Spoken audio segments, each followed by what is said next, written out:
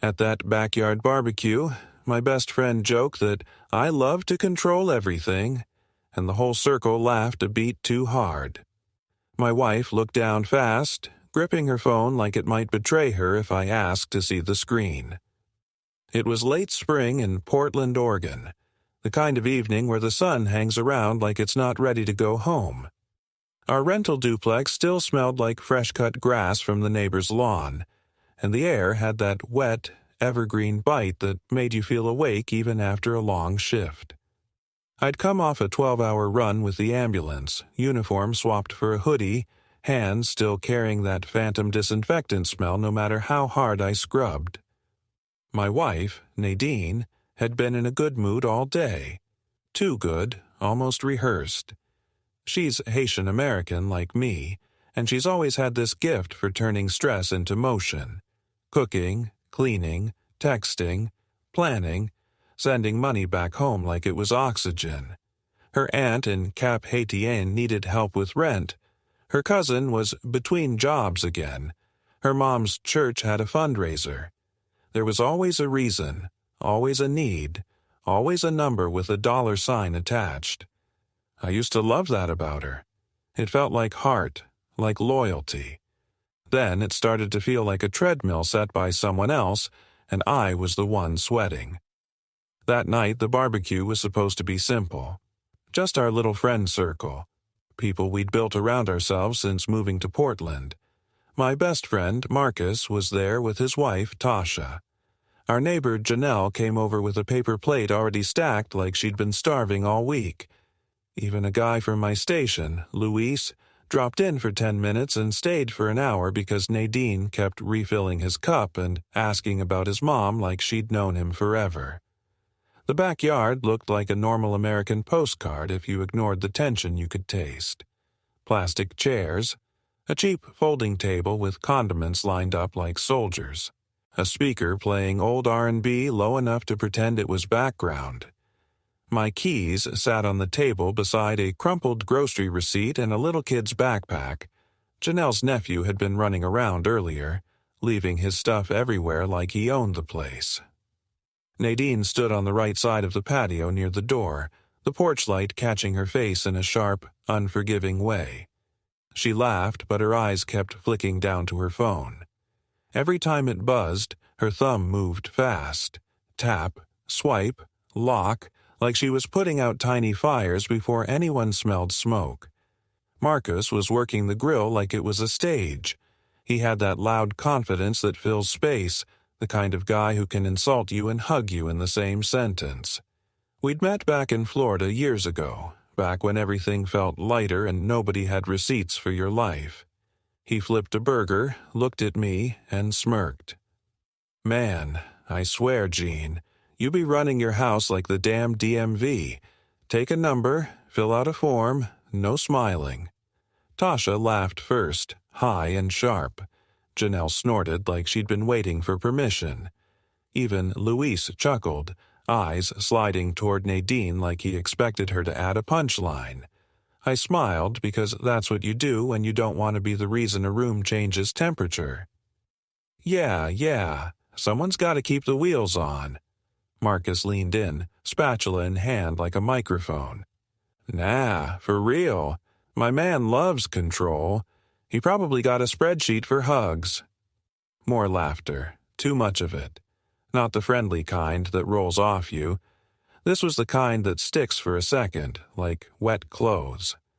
I looked at Nadine, expecting her to roll her eyes, to defend me the way she used to. Playfully, loudly, with that fearless, don't come for my husband energy that made me feel chosen. She didn't. She stared down at her phone, lips pressed tight, and when she finally looked up, she gave this quick little smile. Too fast, too polite, like she was agreeing without saying the words. Then she turned slightly, still on the right side of the frame if you were watching from the yard, and angled the screen away from everyone, especially me. I caught the glow on her cheekbone. I saw her fingers tighten, and for a second, the whole party narrowed down to that one small motion. her body placing itself between me and whatever was on that screen. Something cold slid under my ribs. I told myself I was tired. I told myself this was nothing. I told myself a man who sees tragedy for a living shouldn't jump at shadows in his own backyard. But the joke didn't end. It kept mutating. Janelle, mouthful of chips, mumbled, "Honestly, control is kinda hot, until it's not." She laughed like she'd said something brave. Tasha added, "Nadine's patient. I could never." And Marcus looked right at Nadine when he said it, like he was checking the reaction on a dashboard. Some women like a man who's strict. Nadine's laugh came out thin. She tucked hair behind her ear and lifted her cup, not meeting my eyes. The phone buzzed again. Tap, swipe, lock. I watched her like it was a crime scene I couldn't tape off. When the burgers were done, everyone moved in a messy wave toward the table, plates scraping, ice clinking, someone spilling a drink and pretending it was funny. Nadine stayed half a step back, still guarding the phone with her palm like it was a secret. Luis asked me about my shift. I gave him the short version because my head was somewhere else. Marcus slid next to me and lowered his voice. "Don't take it personal, bro. It's just jokes." I nodded. "Yeah." He clapped my shoulder, but the contact felt wrong, like a pat you give a stranger. Then he drifted away and I caught him glancing at Nadine again. That's when I noticed the detail that made my stomach drop all the way. Nadine had her phone set to silent. She never did that. Not with her mother, not with her aunt, not with the constant family group chats that ran like a second heartbeat in her pocket. Nadine lived with sound on because, what if someone needs me? Now it was silent. Later, when dusk started to bruise the sky purple, the group thinned out. Janelle left first, carrying a foil-wrapped plate. Luis promised he'd text me about swapping shifts. Tasha called Marcus from the car because she was not waiting all night. Marcus stayed behind, leaning on the fence like he had nowhere else to be. Nadine went inside to grab more drinks, and I watched her go, watched the door close behind her, watched the porch light carve her outline for a second before she disappeared. Marcus exhaled. "She good?" The question was casual, but it landed heavy. "Yeah," I said automatically. "Why wouldn't she be?" He shrugged, eyes on the ground. "Just asking." Inside the house, I could hear the refrigerator open, the soft clink of bottles. Then nothing. No footsteps, no humming.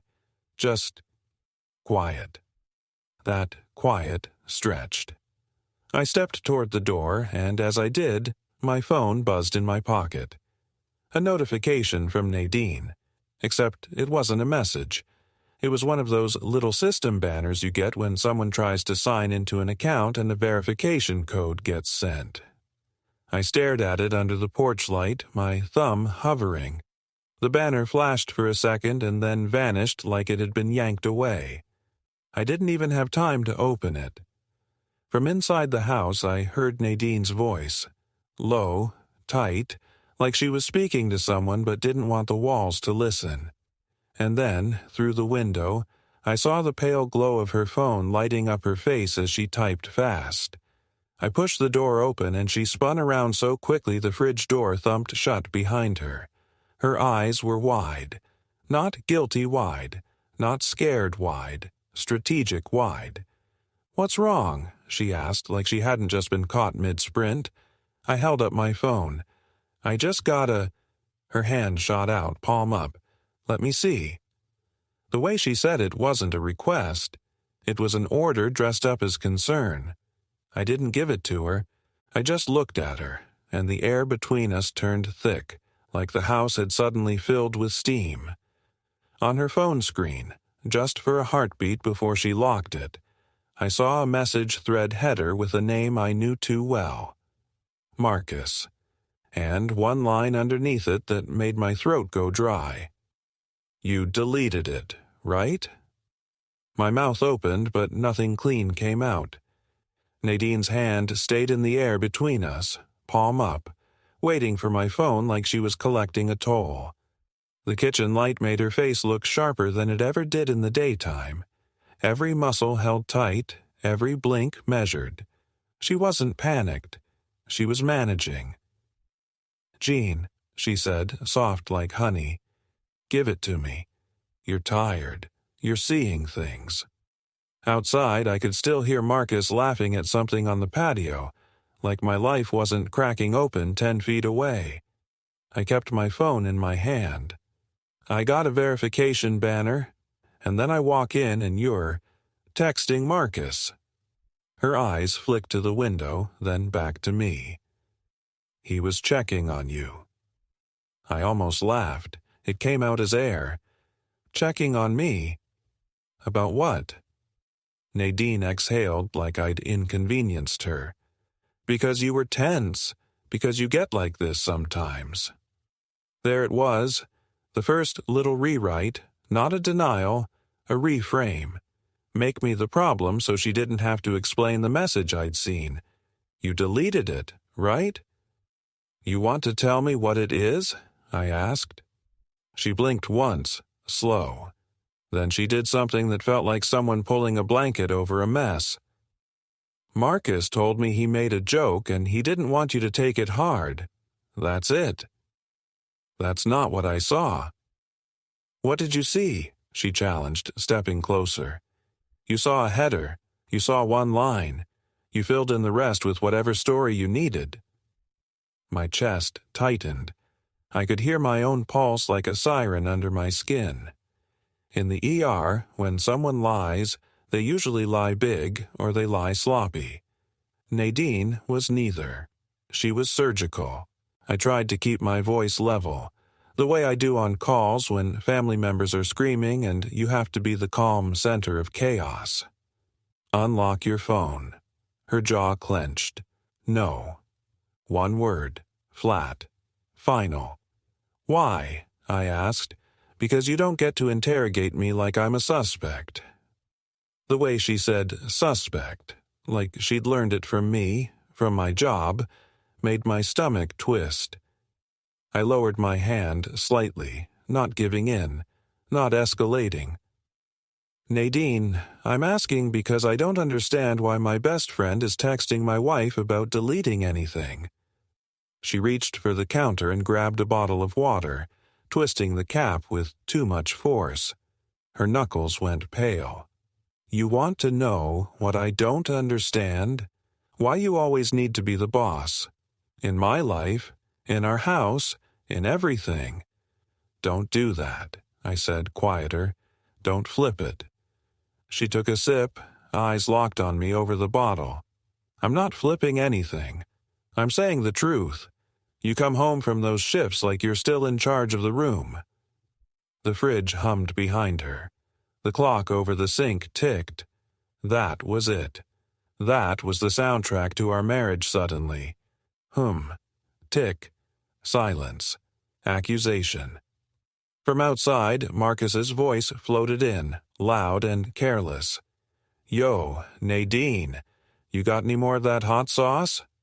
Nadine didn't answer him. She didn't move. She just stared at me like I was the one being unreasonable. I walked to the patio door and opened it. The colder air hit my face and with it, the normal noise of people being people. Marcus stood by the grill, spatula in hand. Tasha was already in the car out front, honking once like a warning shot. Marcus looked up with that easy grin, like he hadn't just put his name in our kitchen. "We good?" he asked. I wanted to grab him by the hoodie and shake the truth loose. Instead, I heard myself say, "Yeah, we're good." Nadine appeared behind me, right side of the doorway, posture perfect, smile pasted on. "We're fine," she added, too fast. "Just talking." Marcus's eyes slid over her, then back to me. Something passed between them. some tiny signal I didn't understand, and it made my skin crawl. He raised both hands like he was innocent. All right, I'm out. Y'all have a good night." As he walked toward the gate, his phone buzzed. He glanced down, thumb moving once. Then he looked up at me with this look that wasn't friendly anymore. It was pity mixed with warning, like I was about to do something embarrassing and he didn't want to be responsible for it. After he left, Nadine locked the patio door. I heard the click. It wasn't dramatic. It was just deliberate. "You locking me in now?" I asked. She didn't look at me. "I'm locking the house."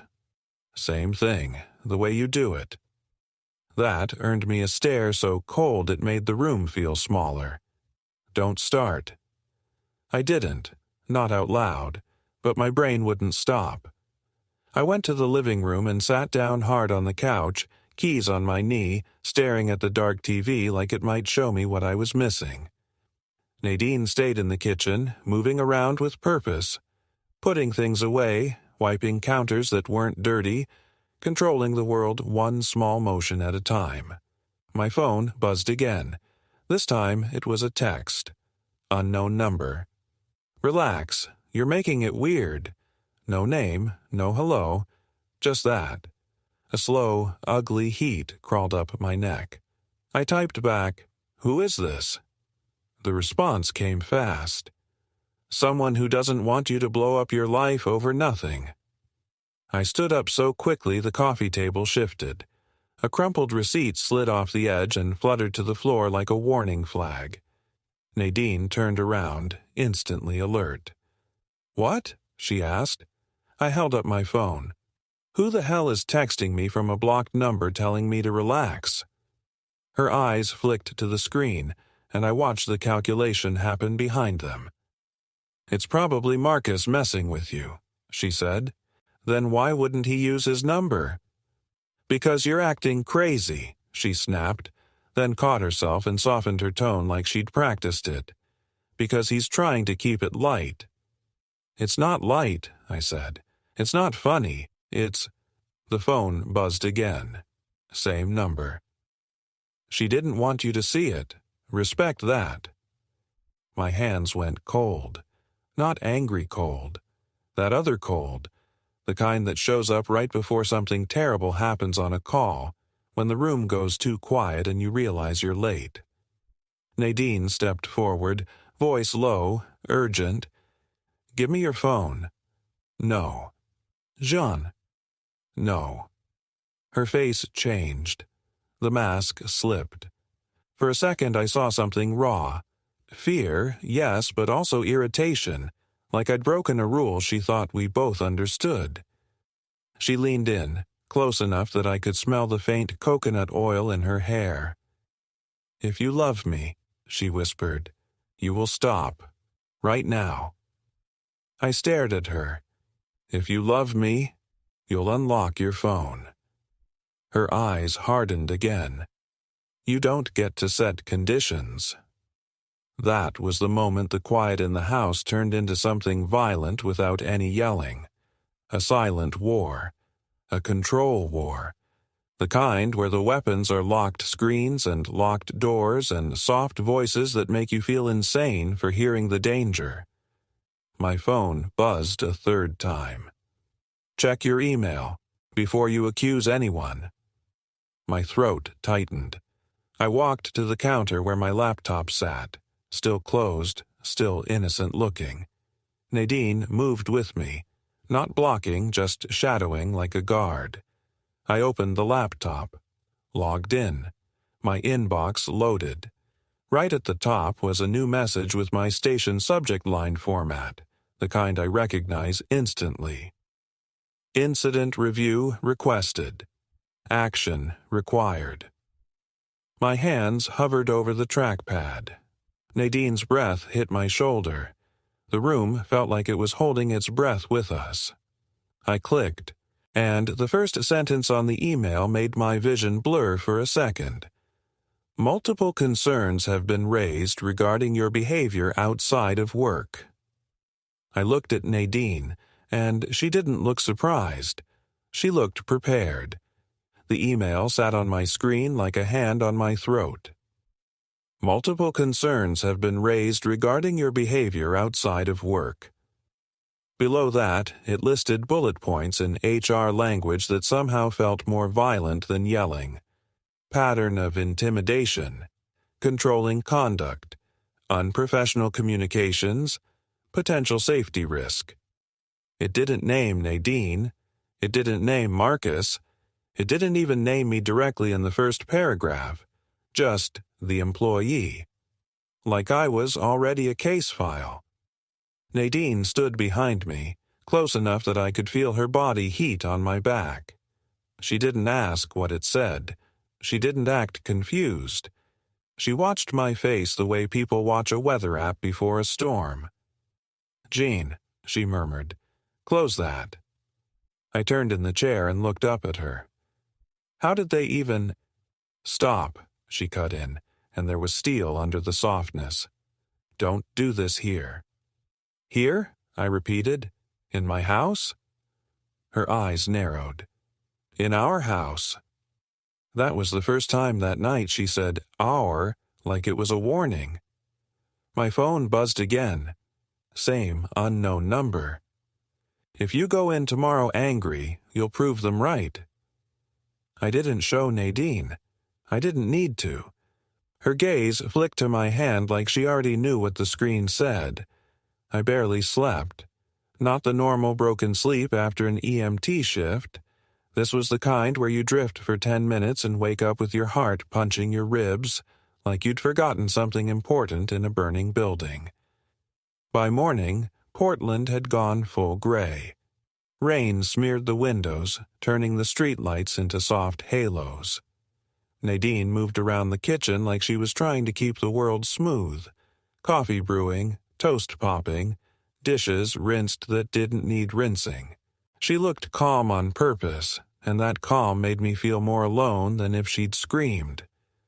"Are you going to work?" she asked, not looking at me. "I'm going to HR," I said.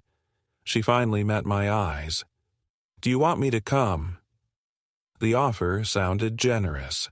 It felt like a leash. "No," I said. Her jaw tightened for half a second. Then she nodded like she'd expected it. "Okay." As I grabbed my keys, she reached out and caught my wrist. Her grip was light but precise, like she knew exactly how much pressure it took to stop me without making it a fight. "Jean," she said quietly, "don't make them think you're unstable."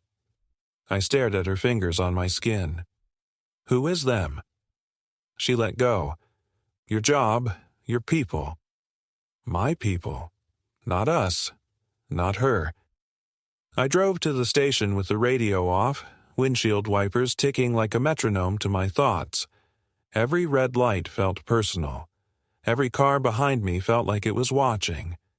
I kept checking my mirrors like I was being followed, and the worst part was I couldn't tell if that was paranoia or instinct. At the station, my badge didn't work on the first try. I tapped it again. The door beeped once. Wrong beep. And the light flashed red.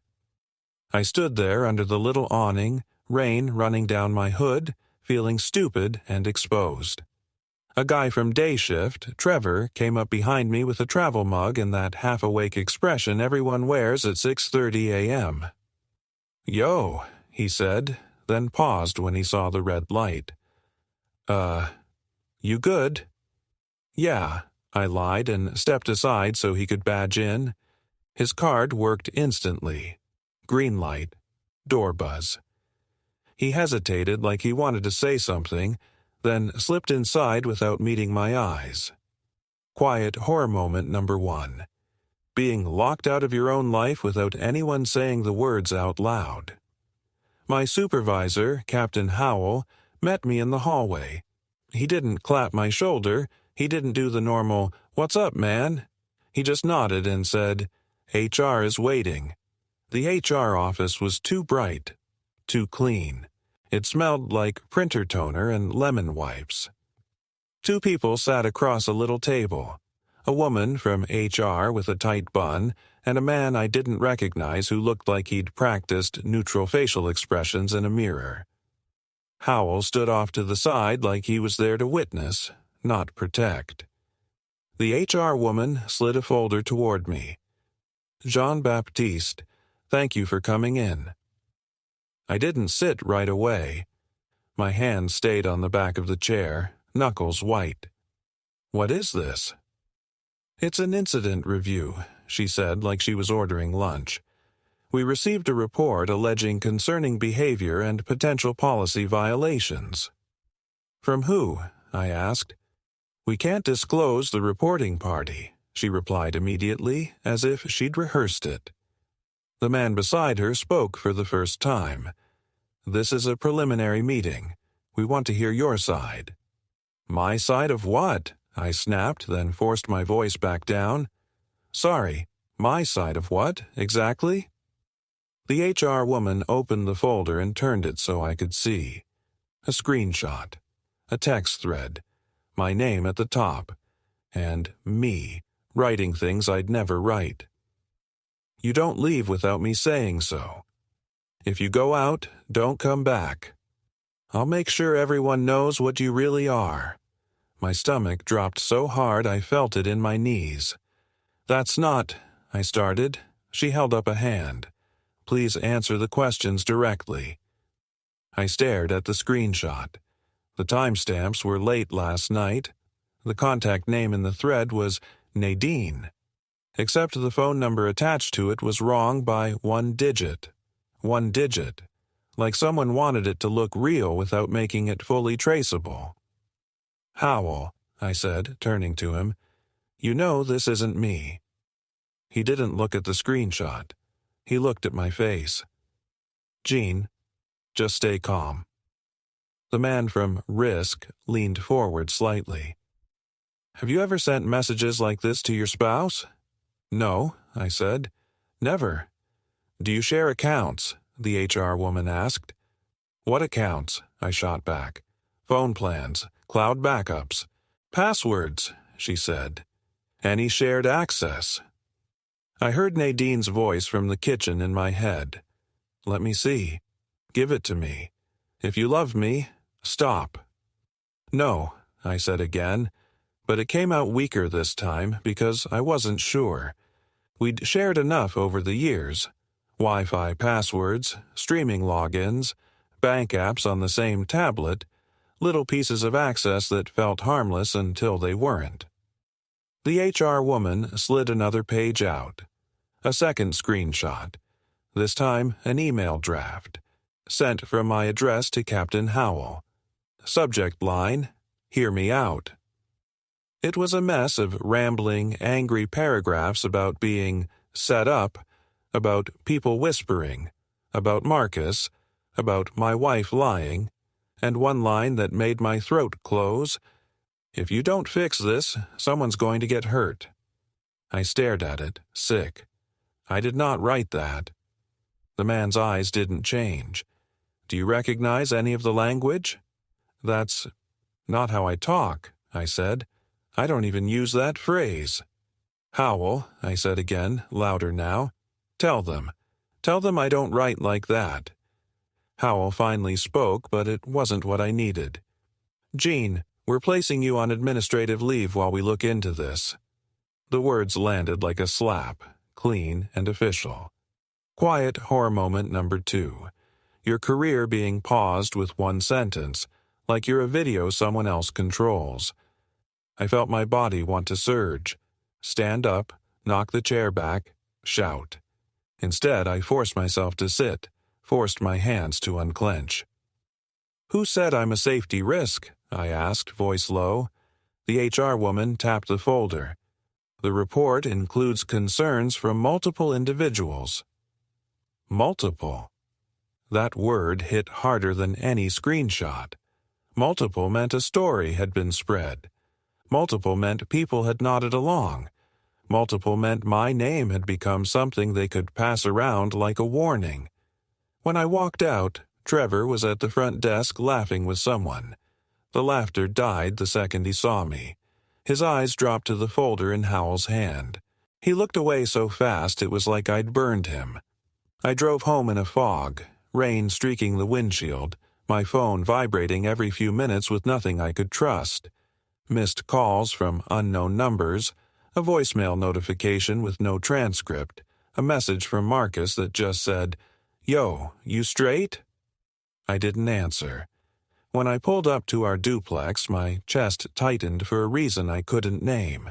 The porch light was on in the middle of the day, and above the front door, where there hadn't been anything yesterday, was a small black camera with a faint blue dot glowing, pointed straight at me like an unblinking eye.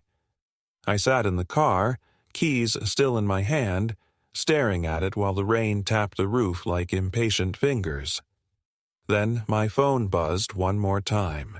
This time it was a photo message from the unknown number. A picture of the HR screenshot, the one about Nadine, and a caption underneath. "Now you see why she needed you quiet." I stayed in the car for a full minute, staring at that little black camera above our door like it could blink if I waited long enough. The rain kept tapping the roof in the same impatient rhythm, and my phone screen glowed in my palm with that caption. "Now you see why she needed you quiet," like someone had typed it inches from my face. I finally got out, hood up, keys clenched so hard the metal bit into my skin. The porch boards were slick. The camera's blue dot stayed steady. I felt my body do that EMT thing, scan, assess, predict, except this wasn't a scene I could take control of. The front door opened before I even reached it.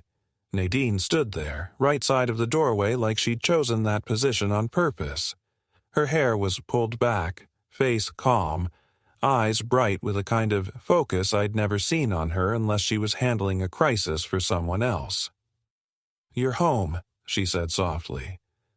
"I'm on leave," I replied. The words tasted wrong, like I'd swallowed rust. Her gaze dropped to my keys. "You're soaked. Come in." I didn't move. I tilted my chin toward the camera. "What is that?" Nadine didn't look up. "It's for safety." "My safety?" I asked. "Or yours?" She exhaled like I was being dramatic. "Jean, after your little episode last night—" "My episode?" The heat flared in my chest, then settled into something colder. "You mean when I asked you to unlock your phone?" Her mouth tightened. "You scared me." That one sentence hit like a switch, because it wasn't just an accusation. It was a setup, the kind of sentence that can grow legs and run straight to HR, straight to landlords, straight to police. "I didn't touch you," I said. "I didn't raise my voice. I asked a question." "You were intense," she insisted, eyes locked on mine. "You get that way. You don't even notice." I stepped closer, slow, keeping my hands visible like I was already being watched, because I was. The blue dot above us didn't flicker. "Who installed it?" I asked. Nadine hesitated, half a breath. Then she said, "Marcus." My stomach dropped so hard it almost felt like relief, like at least one piece of the puzzle had a label. "Marcus has access to our door camera," I said, keeping my voice low. "My best friend, the same one you were texting about deleting it." "He's helping," she snapped, then caught the edge in her own voice and softened it fast. "He's helping because you're spiraling." I took one more step, and she subtly shifted her body, not blocking me like a bouncer, just angling so I had to pass close to her if I wanted inside. Control without contact. A quiet little barrier you can't point to without sounding crazy. "Let me see the camera app," I said. "No." I stared at her. "You're kidding." She lifted her chin. "I'm not doing this." That's when I noticed another detail that made my skin prickle. The deadbolt was different. The brass finish didn't match the handle anymore. Fresh hardware, new lock, new rules. Quiet horror moment number 3. Realizing your home has been updated without you. My key still work? I asked. Nadine's eyes didn't blink. It's the same. I tried it anyway. The key went in, turned halfway, and stopped like it hit a wall. I pulled it out and tried again. Same thing. The lock swallowed my effort and gave me nothing. Nadine's face stayed calm. You're doing it wrong. I'm doing it wrong, I repeated, and my voice broke in the middle like a cheap strap. A car door slammed behind me. I turned, and there he was, Marcus, walking up the path like he lived here. Hoodie, phone in his hand, expression already arranged for the role he wanted to play. Yo, he said, lifting his eyebrows like we were meeting for drinks. Heard you had a rough morning. I didn't answer him. I just looked at Nadine. You called him. She didn't deny it. That told me everything. Marcus stopped at the bottom step and raised both hands again, same innocent gesture he'd used last night. Before you pop off, bro. Don't, I said. My voice came out flat, dangerous flat. Don't talk to me like I'm a problem you're managing. His smile faltered, then returned smaller. I'm trying to keep everybody safe. Everybody, I repeated. Not me. Nadine slipped her phone into her back pocket like she didn't want it seen. Marcus kept his phone out, screen facing him. He tapped once, then held it up toward Nadine, not me, like he was showing her something. For one sharp, frozen second, the three of us were framed under that porch light even in daylight. Nadine on the right with her jaw clenched and her phone hidden. Marcus on the left with his screen glowing, and me in the middle with my keys in my fist and rainwater dripping off my sleeves. Behind Marcus, our neighbor Janelle had stepped out onto her porch, hand hovering near her mouth, eyes wide like she'd just realized she'd walked into the wrong movie. Marcus lowered his voice. Jean, look. I installed it because she asked. That's it. She didn't feel comfortable. Comfortable with what? I asked. With me asking why you're in her messages. He shook his head slowly like I was disappointing him. This is what I mean. You're doing that thing. Turning everything into a trial. My phone buzzed again. Unknown number. Don't let him bait you. The camera is proof. I stared at the message and then up at Marcus. His phone was still in his hand, thumb hovering like he was waiting for the next move. I turned my screen toward Nadine. Is this you? Her eyes flicked down, then away. Stop showing me that. Is it you? I pressed. Marcus stepped up one stair, just one. Close enough that I could smell his deodorant through the rain. Bro, give me your phone for a second. Let me see the number. We can handle it. The offer sounded helpful. It felt like a trap. No, I said. His jaw tightened. See? That's what HR is talking about. Hearing HR come out of his mouth, like he belonged in that room with the folder and the screenshots, made my vision narrow. How do you even know what HR is talking about? I asked, slow. Nadine answered instead of him. I told him. You told him, I repeated like the words were foreign. She folded her arms. I needed advice. I took a step back, rainwater running down my wrists, and looked between them. The porch camera stared down. Janelle stared from the side.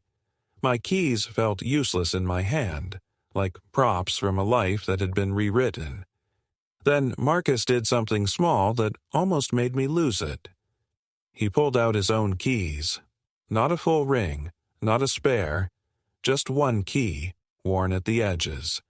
And he held it up between us, casual as a joke. I can let you in, he said, if you calm down.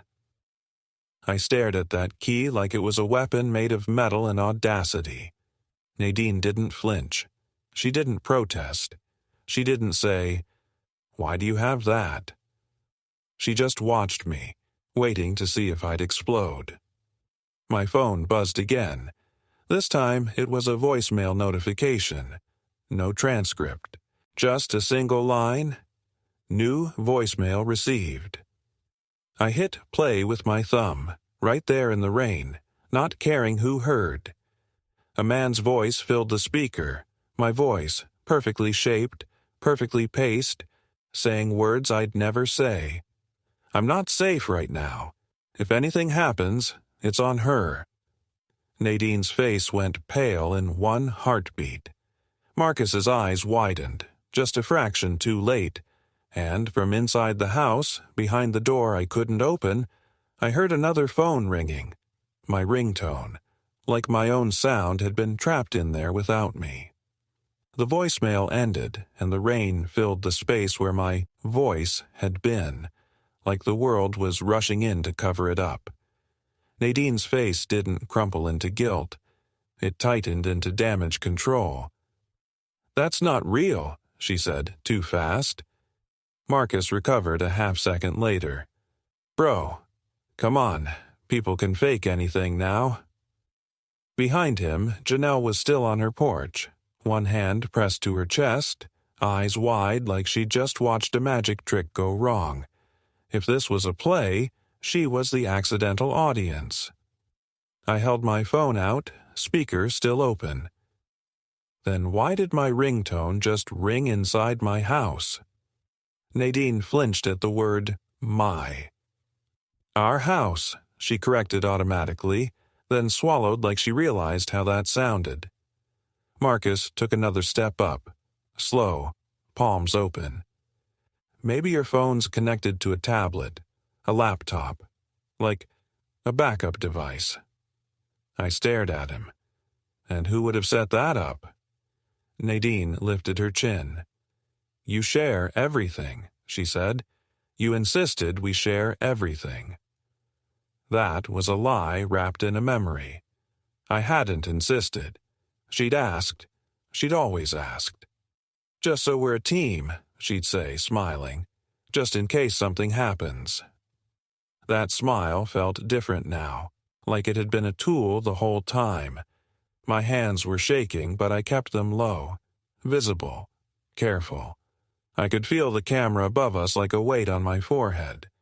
If I so much as pointed a finger, it would become a clip. "Marcus," I said, voice flat, "why do you have a key to my door?" He shrugged like he was the reasonable one. "Because she asked me to help. Because you locked her out before." "I never locked her out." Nadine's eyes flashed. "Yes, you did." I blinked. "When?" "You did it with your attitude," she snapped, then softened instantly. "You do it emotionally. You make it unsafe." That word again. Unsafe. Like a legal stamp. The porch light was on, the camera was on, the neighbor was watching, and suddenly I understood the shape of the trap. They didn't need to prove I did something. They just needed people to believe I might. My phone buzzed. Unknown number again. "Don't go inside alone." I didn't know who was sending it. I didn't know if it was warning me or steering me. But the message made one thing clear. Even my fear wasn't fully mine anymore. Nadine's voice dropped into something almost gentle. "John, go cool off. Take a drive. We'll talk when you're calm." I looked at the deadbolt, at the key that didn't turn, at Marcus's single-worn spare key dangling like bait. "You're telling me to leave my own house." "I'm telling you to stop making this worse," she said. Marcus nodded like a judge. "Listen to her." That did it. Not rage, clarity. Marcus was too comfortable. Nadine was too practiced. And the camera above us was the silent fourth person, recording whatever version of me they wanted. I stepped back off the porch, slow, hands open. Fine, I'm not doing this on camera. Nadine's shoulders relaxed, just a fraction. Thank you. I turned toward my car, and that's when I saw it. A suitcase on the porch, half hidden behind Nadine's legs.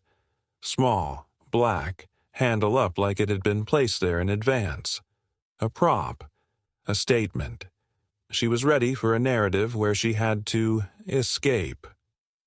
Quiet horror wasn't always silence. Sometimes it was realizing someone had rehearsed your breakup.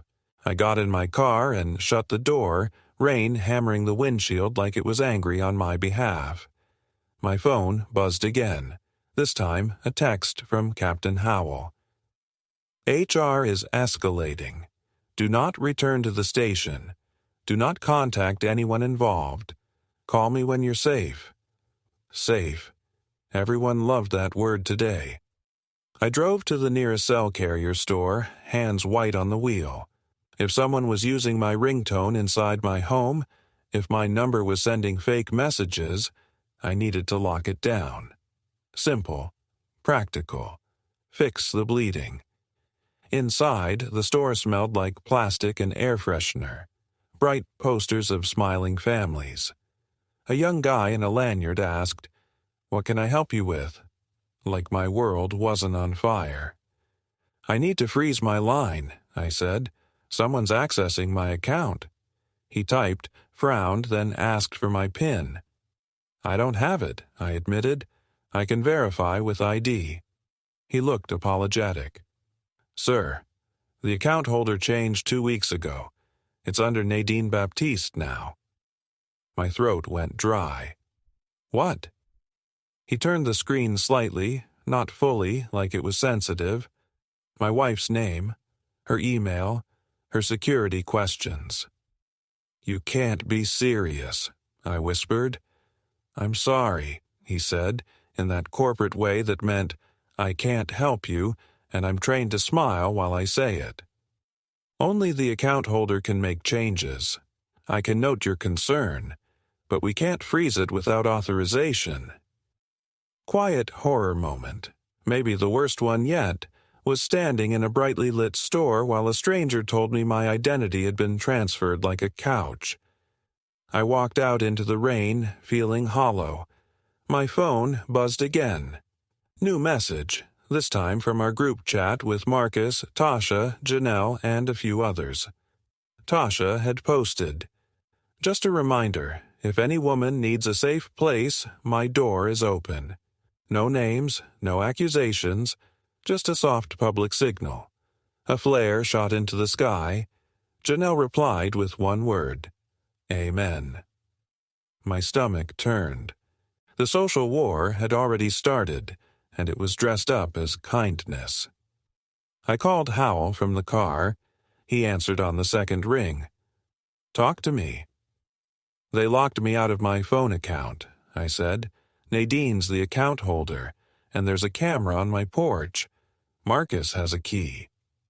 There was a pause, long enough for me to hear someone talking in the background on his end, muffled like a meeting. "Howell," I said, "am I about to be arrested?" "No," he said carefully. "Not right now, but you need to be smart. If there's even a hint you're escalating, they'll use it." They. Again with the they. "I need my stuff," I said. "My passport, my work documents. I can't just disappear." Howell exhaled. "Request a civil standby. Non-emergency. Get an officer to escort you while you retrieve essentials. Do not go alone." I stared at my phone, thumb hovering over the call button, and hated how normal that advice sounded. Like this was just another Tuesday. Like asking the police to walk you into your own home was a reasonable errand. When I pulled back onto my street, the rain had eased into a mist. I parked across from the duplex instead of in front. From there, I could see the porch camera's blue dot still glowing, steady as a heartbeat. Nadine stepped outside again, right side of the porch, phone in hand. Marcus was already there, leaning on the railing like he belonged. Janelle was on her porch again, and now there was a fourth person, an older woman in a headscarf standing behind Nadine with a hand on her shoulder. Nadine's mother. She must have come fast. 4 people, 1 porch, 1 camera, and me across the street, watching my life get populated by witnesses. My phone buzzed with a new text. From Nadine, finally, direct. Please don't do this. Mom is here. Don't embarrass me. Not, don't lie about me. Not, let's talk. Just, don't embarrass me. Another message popped right after from the unknown number. She moved your passport. Get it today. I swallowed hard, and as I sat there, I watched Nadine's mom lift her chin toward the camera, like she knew exactly where it was. Marcus said something, and Nadine nodded. Then Nadine looked down at her phone and typed with both thumbs. Fast. A moment later, my phone buzzed with an email notification. Subject line: Protective Order Information. Intake Confirmation.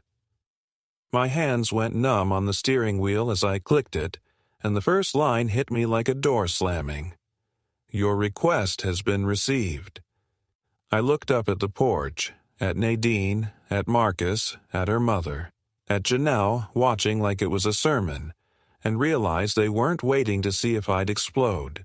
They were building the paperwork to make sure I couldn't come back even if I didn't. The confirmation email stared back at me from my phone like a stamp that said I was already guilty. Across the street, Nadine stood on the porch with her mother's hand on her shoulder, Marcus leaning like he owned the railing, and Janelle watching from next door like she'd been recruited as a witness. I didn't go in. I called non-emergency with my voice steady enough to sound like someone who hadn't just been erased from his own life. When the officer arrived, he parked halfway down the curb, lights off, posture calm but alert, like he'd done this exact scene 100 times. Nadine moved first. She stepped to the right side of the porch, chin lifted, tears ready but not falling yet. Marcus hovered 1 step behind her, phone in hand like a remote control. Nadine's mom stood dead center, lips tight, eyes sharp, already rehearsing disappointment.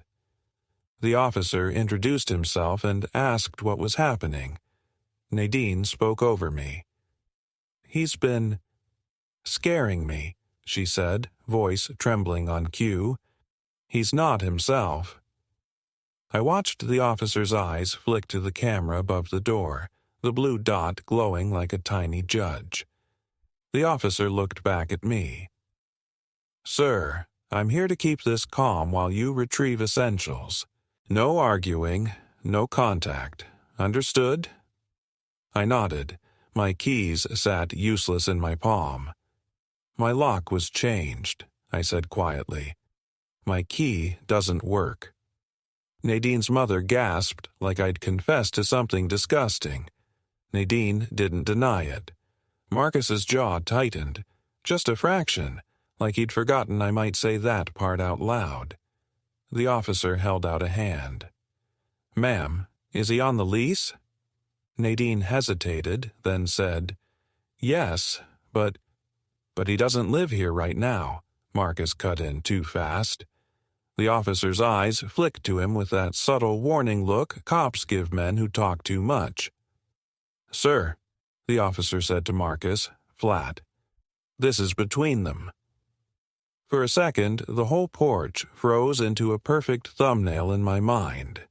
Nadine on the right, crying without tears, gripping her phone. Marcus on the left, holding a spare key like a prize. Her mother pointing 1 stiff finger toward the camera. Me on the wet walkway with my badge lanyard peeking from my jacket.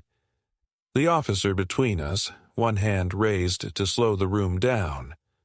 On the porch behind Nadine sat that black suitcase with the handle up, and beside it, a padded envelope, my passport envelope, half visible like someone wanted it found or wanted it to disappear.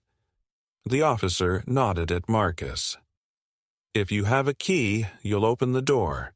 Then you'll step back." Marcus smiled like he'd been invited into the hero role. He unlocked the door with his key. The click sounded like a verdict. Inside, the house felt wrong. Not because it was messy, Nadine kept it spotless, but because it had that clean, staged emptiness like a model home. The officer stayed in the entryway, watching my hands. Nadine and her mother remained on the porch. Marcus lingered in the doorway like a bad smell. I walked straight to the bedroom closet where we kept our important stuff.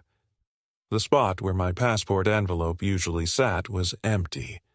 My work documents folder was gone too, the one I kept because the station always lost paperwork until you proved they hadn't. Quiet horror moment.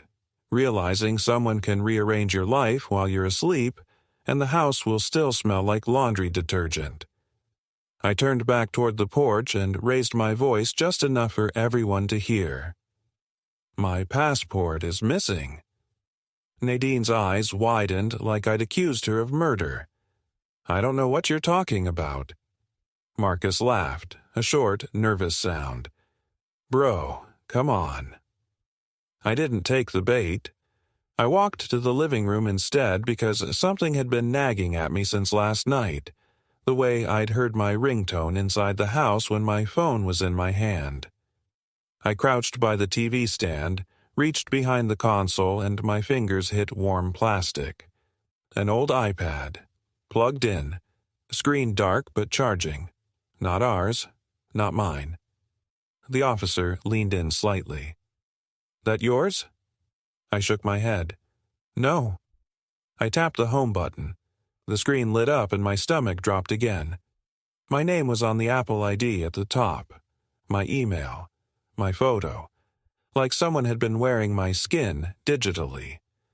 Messages popped open with one tap, already sitting in the thread list like a confession waiting to be read. There it was. Nadine. And a second thread labeled M. My hands shook as I scrolled. The evidence wasn't a single smoking gun. It was a whole damn armory. A message from M sent 2 weeks ago. Change the account holder on the phone plan first. Then he can't freeze anything. Another one later that night. Install the camera before the HR meeting. If he raises his voice, it's gold.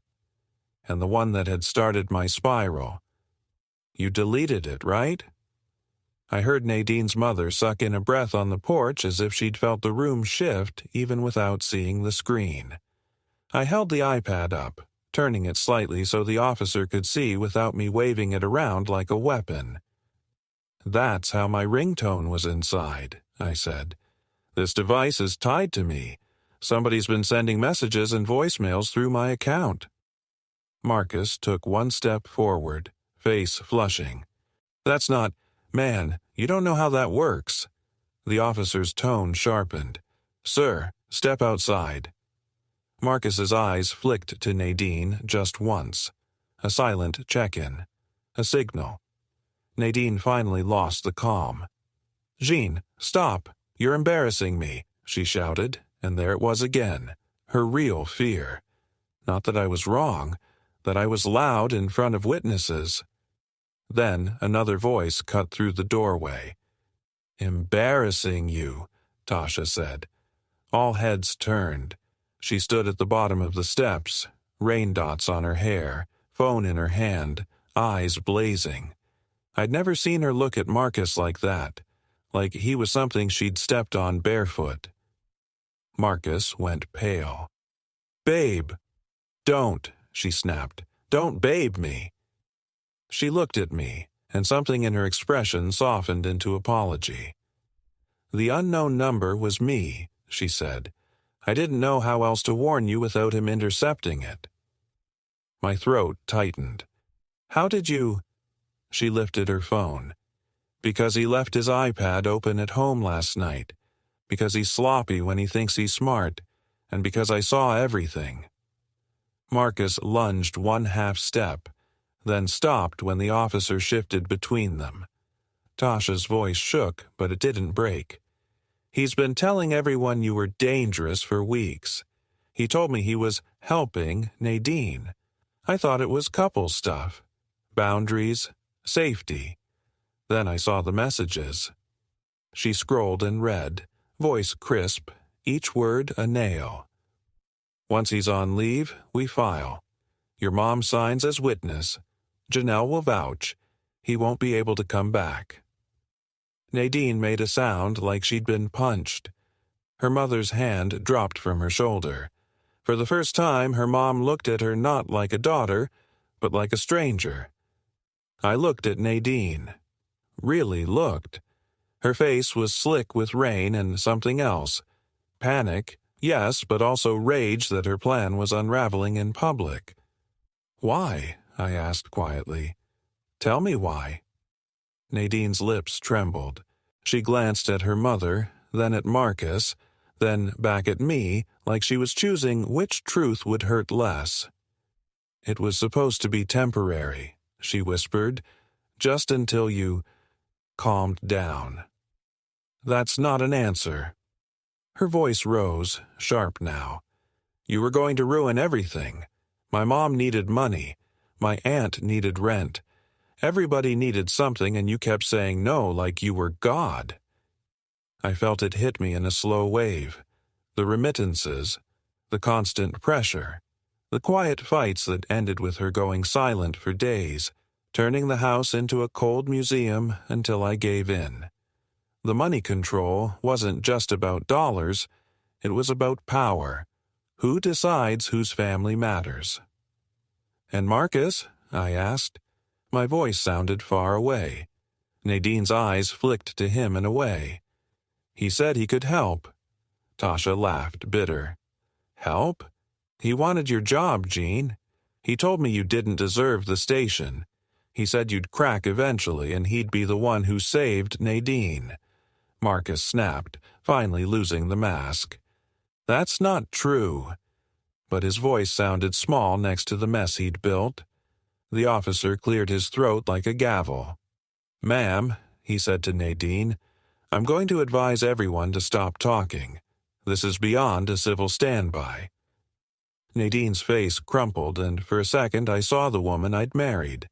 The one who used to dance in the kitchen while rice cooked. The one who held my hand when my shift broke me. Then the camera's blue dot blinked, and she stiffened again, remembering the story she wanted. "I just wanted to feel safe," she said, softer, aiming it at the lens.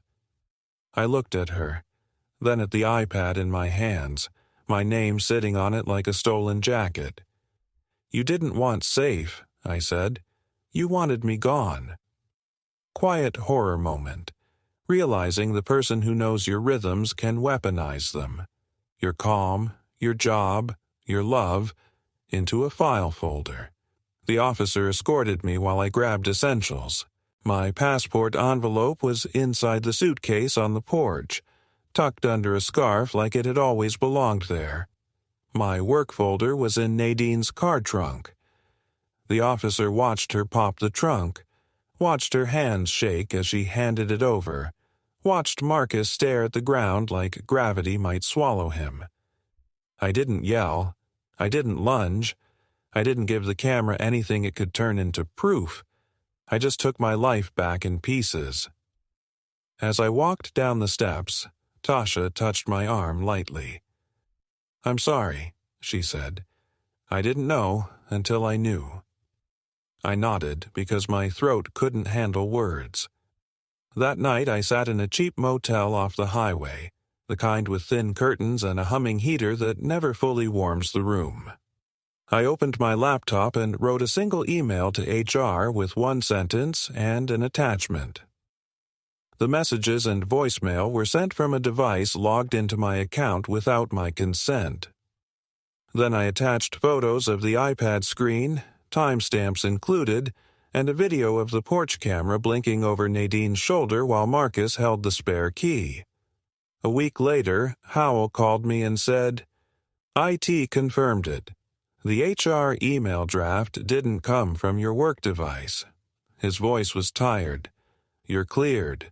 Administrative leave ends. It should have felt like victory.